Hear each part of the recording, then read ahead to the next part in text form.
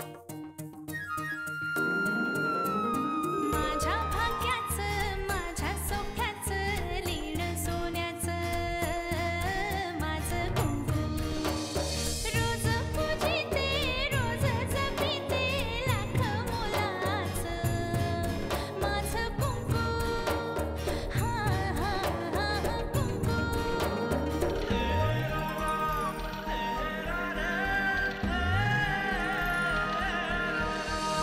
मन माझे घर झाले त्याचे मोर स्वप्नाचा दारी नाचे शब्द त्याचे अमृताचे स्पर्श त्याचे चांदण्याचे त्याच्या श्वासाचे त्याच्या डोळ्याचे मुझ सांगते माझं कुंकू हा हा हा कुंकू हा हा हा कुंकू त्यांनी माझ्या डोळ्यावर पट्टी बांधली आणि मला म्हणाली, बघ काही दिसतंय का ते. तुमच्यापैकी कुणाला तरी असंच अंधारातून जावं लागणार आहे. मग डोळे काय कामाचे, ते गळून पडलेलेच बरे. जरा जरा सगळ्यांनी थांबा. आपापल्या हातामधली कामं बाजूला ठेवा आणि मी काय बोलते ते ऐका. अरे वा, मॅडम भलत्याच चांगल्या मूडमध्ये आहेत. म्हणजे नक्कीच काहीतरी चांगली घोषणा होणार आहे. चांगली नाही तर अति चांगली घोषणा करणार आहे मी. आपण अहिल्याताईंच्या मुलाचं बारसं करायचंय या गुढीपाडव्याला.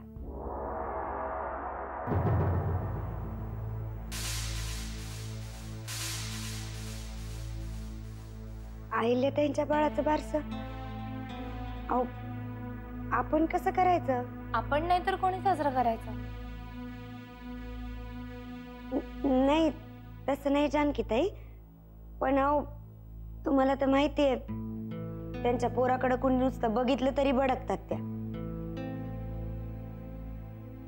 कधी नव्हे ते जरा अक्कल असल्यासारखी बोलली आहे सुगंधा. अगं त्या मुलाचं तोंड सुद्धा दाखवत नाही ती कुणाला. ती बारसं करू देणार आहे आपल्याला. आत्याबाई, ते काहीही असलं तरी युवराजचा बारसा धूमधडाक्यातच साजरं झालं पाहिजे. मी तर म्हणते आपण प्रभाताईंना सुद्धा बोलवूया. आणि तसंही अहिल्याताईंच्या आणि वामनदादाच्या मुलाचं बारसं आहे आणि त्या येणार नाहीत असं होणारच नाही ना. एकंदरीत तुझ्या बोलण्यावरनं असं दिसतंय की तू सगळं ठरवलेलं आहेस. मग आम्हाला विचारतेस कशाला? फक्त कोणी कुठली कामं करायची तेवढं सांग. कामं ठरलेलीच आहेत. आत्ताच घरामध्ये माऊचं बारसं झालंय ना, त्यामुळे तेव्हा ज्याने ज्याने जी जी कामं केली होती तीच कामं करायची. वेळ कमी आहे पण आता आपल्या सगळ्यांनाच कामाचा अनुभव आहे ना, त्यामुळे ठरलं युवराजचं बारसं या गुढीपाडव्याला करायचं हे नक्की नाही.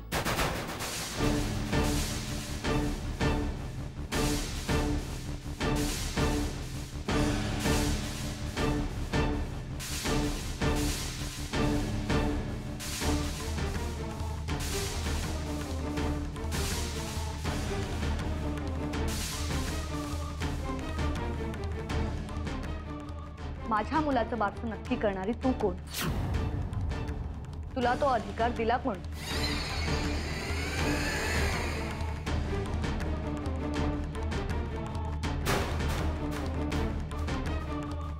तुझ्या मुलीच्या बारशाची बोलणी करायला मी आले होते का तुझ्याकडे? नाही ना? मग माझ्या मुलाच्या बारशासाठी तू घोड्यावर बसण्याची गरज नाही. अगं ती तुझ्याच मुलाचं बारसं करायचं म्हणतेय ना, मग तिचा अपमान करायची काहीच गरज नाहीये. मी कोणाचाही अपमान करत नाही. माझ्याकडे तेवढा वेळच नाही. मी फक्त एवढंच सांगायला आले की माझ्या मुलाच्या बाबतीतले सगळे निर्णय मीच घेणार आहे. त्यामुळे त्यात इतरांनी नाक खुपसायची गरज नाही.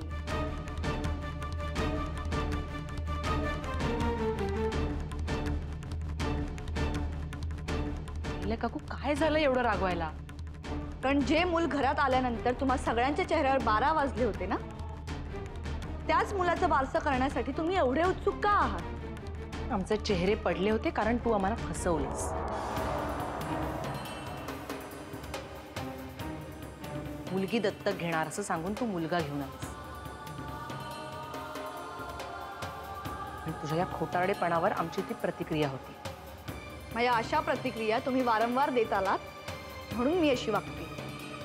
अहो पण अहिल्याताई तुम्ही जानकीताईंना बाकीच्यांसारखं का वागवताय? अहो तुमच्या युवराजवर तुमच्यापेक्षा जास्ती जीव आहे त्यांचा. बोललीस मध्ये? मला वाटलंच होतं. नाही, कारण एवढे सगळे बोलतायत तर तू कशी नाही बोलली? अहिल्याताई, मी मोलकरी नाहीये या घरातली. मधली सून आहे. मला अधिकार आहे बोलायचा. हे बघ, तुझा हा जो काही शहाणपणा आहे ना, तो मला दाखवू नको. तिच्या समोर दाखव, कारण तुम्हा दोघींचं मूळ एकच आहे ना. पहिल्या बास खूप बोललीस. जा आता तू इथं. एक बरं झालं, तिला तर कळलं. तिलाच नाही, या घरात सगळ्यांना कळलं पाहिजे.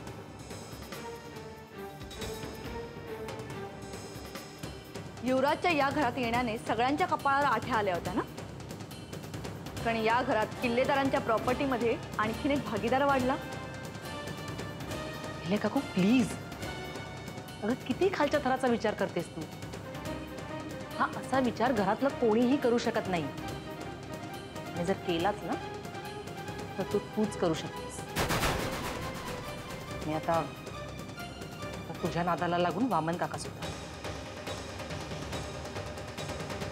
आणि एक लक्षात ठेव, जर हक्काची भाषा करायची झालीच ना तर सगळ्यात पहिला हक्क माझा आहे, मग चिऊचा, मग माऊचा, आणि मग तुझ्या युवराजचा. अमृता, ते वेळ आल्यावर सिद्ध होईल. आणि तू सासरी न जाता इथे माहेरी का बसलीये ते न कळण्या इतकी मूर्ख नाहीये.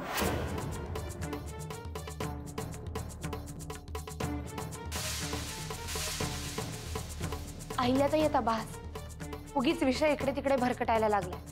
या सगळ्याला जबाबदार तूच आहेस. या विषयाला सुरुवात तुझ्यामुळेच झाली.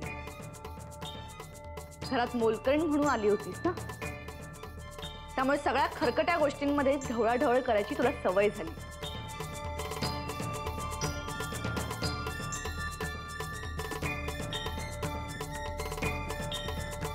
पण एक गोष्ट लक्षात ठेव, माझं माझ्या मुलाचं नाव ठेवून झालंय,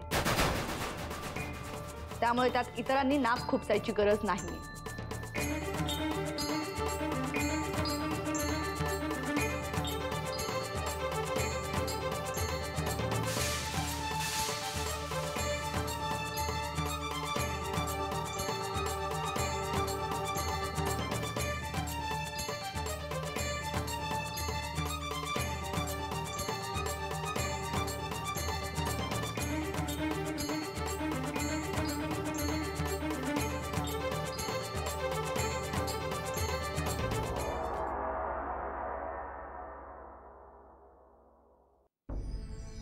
दादा, तू माझ्या प्रपोजलचा काय विचार केलास?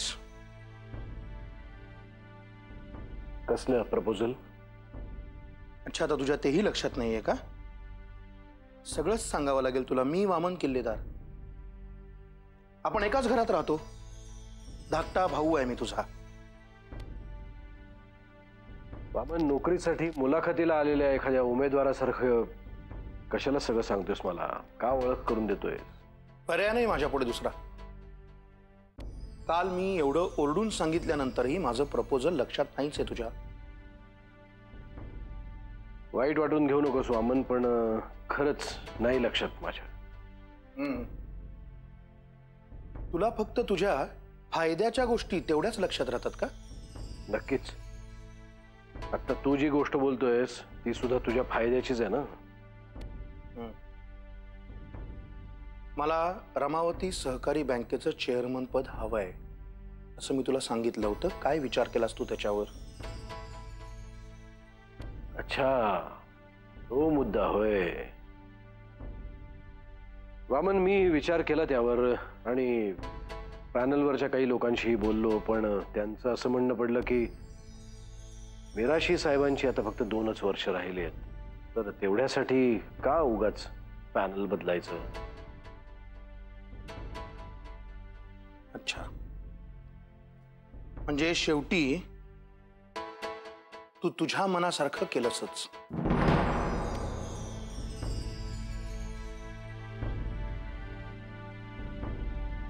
माझ्या मनासारखं म्हणजे काय म्हणायचंय तुला? मला वेगळं काहीच म्हणायचं नाहीये.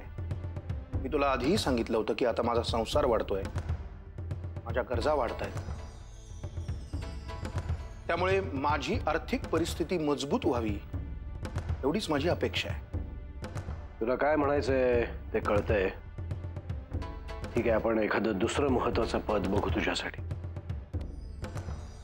बँकेच्या चेअरमन पदापेक्षा अजून एखादं महत्वाचं पद असतं. महत्वाचं पद हवंय का आर्थिक स्थिती सुधारणारं पद हवंय? स्वार्थ आणि परमार्थ एकत्र साधला तर आवडेल मला, जसा तू साधतोस. राजकारण हा माझा व्यवसाय नाहीये वामन. पोटापाण्यासाठी काही पारंपरिक व्यवसाय आहेत. मी शेतकरी आहे खरा. निवडणुकींच्या फॉर्मवर लिहिलंय बरं असतं मी शेतकरी आहे. ते तिथे सांग, मला कशाला ऐकवतोयस? नाही, एवढ्यासाठीच सांगतोय म्हणजे तू त्या प्रॉपर्टीवरही हक्क सांगू नयेस म्हणून. शेतातून येतं तेच माझं उत्पन्न आहे वामन. तुम्हा राजकारण्यांना मी शेतकरी आहे असं सांगताना खूपच बरं वाटत असेल ना, पण कर्जाच्या बोजाखाली तुमच्यापैकी कोणी शेतकऱ्यांनी आत्महत्या केली आहे असं कधी ऐकण्यात आलं नाही रे. हा? रब्बी पिकं आणि खरीप पिकं याच्यातला फरक तरी माहितीये का रे दादा तुला? ओ सॉरी, चुकलंच माझं. बागायतदार शेतकरी तुम्ही. विहिरीवरचा पंप सोडला की त्यावर तुमची पिकं डोलायला लागतात ना. नेमका तुझा प्रॉब्लेम काय आहे हेच मला कळत नाही वामन. माझं यश तुला खुपतंय का तुझं अपयश तुला अस्वस्थ करतंय? अरे माझ्या किल्लेदार बंधूंनो, रमावतीच्या सहकारी बँकेच्या चेअरमन पदावरती वामनरावला तुम्ही बसवताय. याच्यापेक्षा कितीतरी पटीनं कर्तबगार अशा या परशुराम किल्लेदारला कुठल्या पदावर बसवायला पाहिजे विचार करा.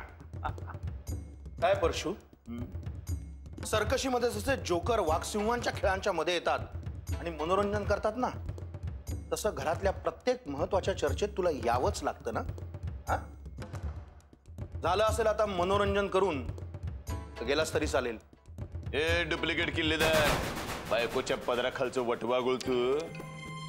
बायको सांगेल तसं बोलणार रे. रोज मला वाटतं वाईल्या वहिनी यादी लिहून देतात काय काय बोलायचं त्याची. आज यादी विसरलेली दिसतेस कुठेतरी. परशु, आजपर्यंत मी कोणाच्या कानाखाली वाजवलेली नाहीये, पण जर वाजवली ना तुझ्याच वाजवी. पण तू मारल्यानंतर तुझं काय होईल याचा तू विचार न केलेलाच बरा, कळलं की नाही? आणि माझ्याशी भांडण्याआधी अहिल्या वहिनींची परवानगी घेऊन ये. परशुची भांडू का? दादा, त्या सहकारी बँकेचं चेअरमन पद तू मला द्यावं अशी मी तुला विनंती करतो.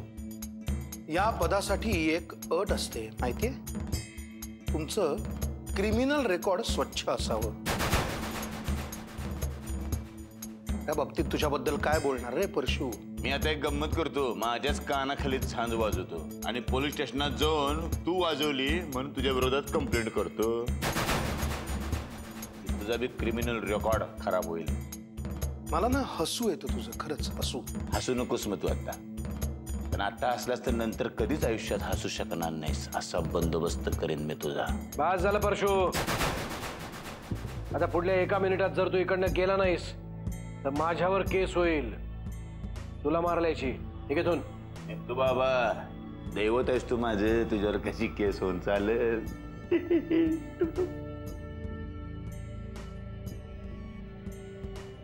नशीब माझं, मला हाकलून दिलं नाहीस असं. वेळ आली की तेही करेन. ती वेळ माझ्यावर आणू नकोस. आपण होऊन निघ इकडनं.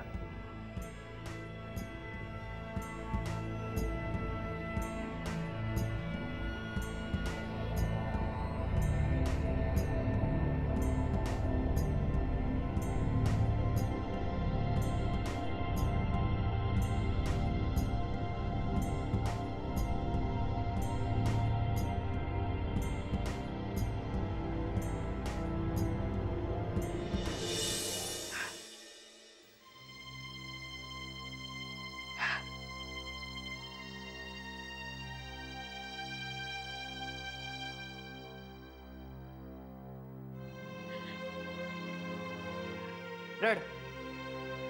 खरं म्हणजे जरा जास्तच रड. आणि महत्वाचं म्हणजे थांबू नकोस. हा, ऑल द बेस्ट. काय ग, काय झालं? एवढं हळूहळू का रडतेस? जरा मोठमोठ्याने रड ना, चांगला आवाज येऊ दे. अमृता भास, आता या घरामध्ये मला शांतपणे रडून सुद्धा देणार नाहीये का कोणी? अगं मग कोण अडवतंय तुला? उलट मी तुझ्या रडण्याला पाठिंबाच देते. आणि फक्त माझाच नाही, घरातल्या सगळ्यांचा पाठिंबा आहे तुझ्या रडण्याला. अमृता भास, चिडायचंच झालं ना तर मी तुझ्यावर चिडली पाहिजे. काय समजतेस काय ग तू स्वतःला? दरवेळी एकाच दगडाला कशी ठेचाळतेस? मूर्ख आहेस. किती चांगल्या भावनेने मी त्यांच्याशी बोलायला गेले होते की युवराजचं बारसं करूयात म्हणून. आणि तुला काय वाटलं? ती लगेच तुला पायगड्या घालायला येईल, तुझं कौतुक करत तुझ्या गळ्यात पडेल का? अहिल्या काकू आहे ती. तू जरी हे नसतं केलंस ना तरी तिने उलट्या बोंबा मारल्याच असत्या की स्वतःच्या मुलाचं बारसं वाजत गाजत केलं आणि आमच्या मुलाकडे कोणी डुंकूनही पाहिलं नाही. म्हणून तर मी सगळा घाट घातला होता ना. माऊपेक्षा सुद्धा जास्त थाटामाटात त्याचं बारसं करायचं असं ठरवलं होतं मी. जाऊ दे ना, तुला तुझ्या उत्साहाचं बक्षीस मिळालं ना तरी नशीब आत्या आजी तिथून निघून गेली, नाही तर सगळ्यात जास्त तिचीच बोलणी खायला लागली असते तुला. सतत एकच चूक कशी करतेस ग तू? का त्या बाईच्या नादी लागतेस? पण मग काय करू सांग ना. मान्य आहे माझ्याकडून चूक झाली, पण जर युवराज रडत असेल तर मला नाही राहवत. माझी पावलं आपोआप तिकडे जातात. तुझे पाय नसतील थांबत ना तर आता मनावर दगड ठेवून ते थांबव. ज्याने की आता पूर्वीसारखं राहिलेलं नाहीये. अगं वामन काकासारखा माणूस तुझ्या शब्दावर नाचू शकतो तर पण काय करणार अशा परिस्थितीत? माझ्यामुळे उगीच तू त्यांच्या वाकड्यात शिरलीस. आता त्या काय करणार? जाऊन वामनदादांना नको नको ते सांगणार आणि या विषयाला वेगळं वळण लागणार. विषय आणखीन चिघळणार. वामन काका जर तिचं ऐकून माझ्याशी वाद घालायला येणार असेल ना तर मीही त्याच्याशी वादच घालेन. का म्हणून प्रत्येकाने दरवेळी त्यांना घाबरून राहायचं? त्यांनाही ऐकवणारं कोणीतरी असलंच पाहिजे आणि ते काम मी करते. आणि या सगळ्यामुळे होतंय काय? आपल्याच घरामध्ये वाद होत आहेत. जानकी, वाद तसेही होणारच आहेत. तू आणि मी फक्त त्याला कारण होतो इतकंच. आपण काहीही न बोलता शांत जरी राहिलो ना तरीही ते वाद उकरून काढणारच. मी वामन दादांशी जाऊन बोलणार आहे. छान, म्हणजे आगीतून फुफाट्यात पडणार आहेस. हो, कारण तो अहिल्या काकूचीच री ओढणार ना. एव्हा ना इथे काय घडलं ना ते सगळं सांगूनही झालं असेल. अहिल्या काकू म्हणाली असेल ते लोक नको नको ते बोलतायत तुमच्याबद्दल. मी जे काय बोलले ना ते तर मीठ मसाला लावून एव्हाना पोचवलंही असेल तिने काकापर्यंत.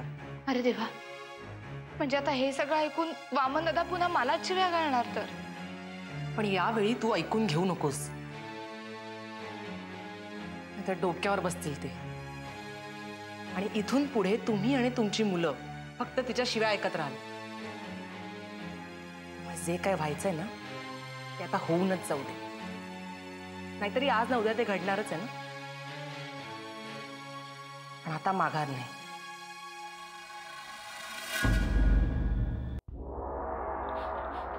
जानकी, इथे आहेस तू? मी कधीपासून शोधते अगं तुला. का? मला तुझे डोळे बघायचे. का काय झालंय माझ्या डोळ्यांना? अगं काय झालं काय? डॉक्टरांकडे जाणार होतीस ना तू? आज नाही, उद्या माऊला घेऊन जाणार आहे. माऊसाठी नाही, तुझ्यासाठी म्हणतेय मी. सकाळपासून तुझे डोळे लाल झालेत ना. अमृता, तू सुद्धा ना. तुला म्हटलं होतं ना की काहीतरी डोळ्यात गेलं म्हणून लाल झाले असतील. आणि आत्याबाईंचं एक ठीक आहे, त्या काळजी करतात. पण तू सुद्धा घाबरायला लागलीस. नाही अगं, हे सगळं मी जे काही बोलते ना ते माझं मत नाहीये, आत्या आजीचंच मत आहे. मगापासून तिने मला इतके वेळा सांगितलं ना की जा जाऊन तिच्या डोळ्याला काय झालंय का बघून ये.